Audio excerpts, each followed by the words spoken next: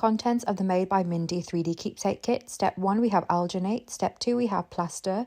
Then we also have a stirring stick, a paintbrush and a super glue. And we also have a gold and a silver paint pot, a paper version of the instructions, and a white shadow box frame. Things you will need: a plastic container about the size of a yogurt pot. This is what I use for babies aged 0 to 6 months.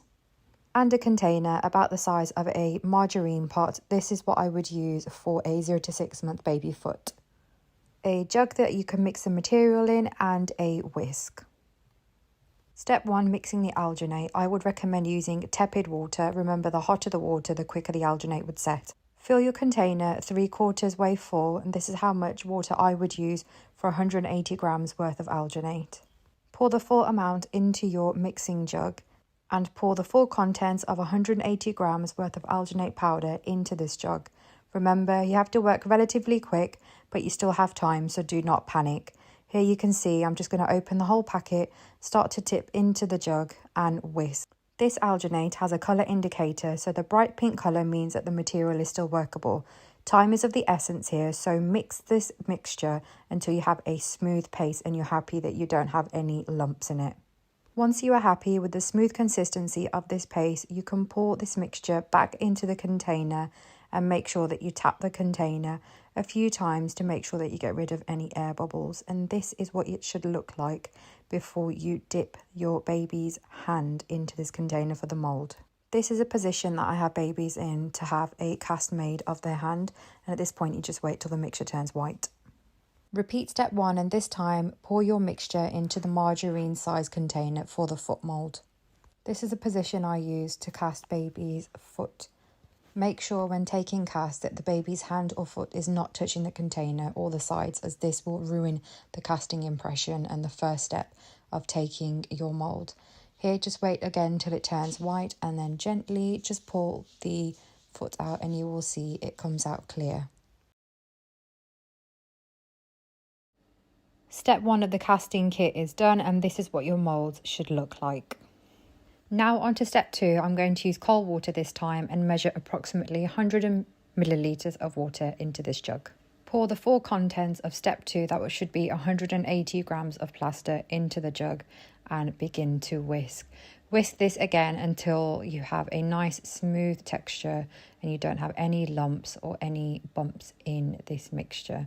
So you can see here I'm just using a whisk again and just whisking that until I have a nice smooth consistency. Now I'm going to begin to pour that plaster into the initial moulds that we took. A top tip here would be pour your mixture of plaster into your moulds bit by bit. You can see here I'm pouring it in little sections and shaking the tub just to make sure that I'm filling all the space inside. After you've filled the tub to the top, give it a shake to make sure that any air bubbles release and come to the top of the surface. Again, I'm repeating this process for the hand mold, making sure that I pour material in, tip it upside down as well, just to make sure that I'm getting all that plaster in the little nooks and crannies of our mold. This is essential to making sure that we don't have any missing fingertips when we open our cast. So you want to make sure that plaster really does go into every little nook and cranny, every little mold of the fingers, the fingertips, so we can capture all of that lovely detail that we took. Once you fill the mould, leave this to set. This should approximately take around about 2 to 3 hours, and you'll be able to see when the plaster is set.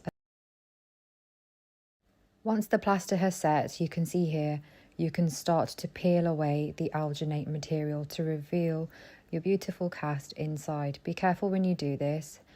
Make sure that you gently peel away the alginate. You might have a little bit of artifacts still on the actual original cast. Don't worry about this.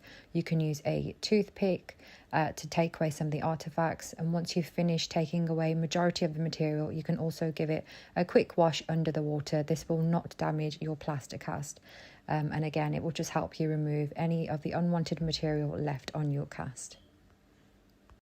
Repeat this step for your second mould as well, so you can start to peel away the alginate to reveal your foot cast inside.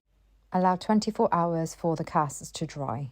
So you have a lovely hand and foot cast here ready. Now you want to make sure that these fit in the frame that's given. I use a professional sanding machine as a professional live caster. but you won't have one of these. So the next best thing is a grater, which you should have in your kitchen. So we're going to use this to start sanding down our cast. So you can use this to smooth out any rough edges, but more importantly, we want to use this grater so we can sand down the back of the cast. The reason why we're sanding this down is so it leaves a nice flat surface. It will make it easier for you to stick the cast inside the frame, and also to make sure that your cast will fit inside the frame. Sand this down to the point where you're happy with how the cast sits inside your frame. Repeat this step for your foot cast also.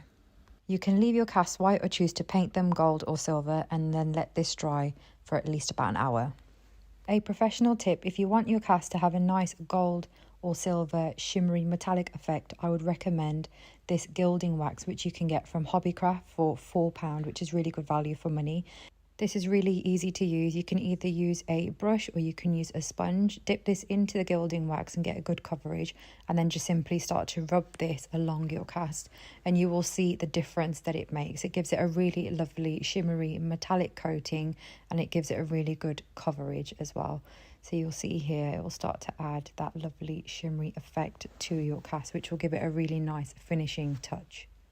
Repeat this process of painting and using the gilding wax on your hand cast also to give it that lovely shimmery effect. The final step: use super glue, arrow dyed or no nails glue to stick your cast inside your frame. Let this dry for 24 hours and enjoy your beautiful keepsake.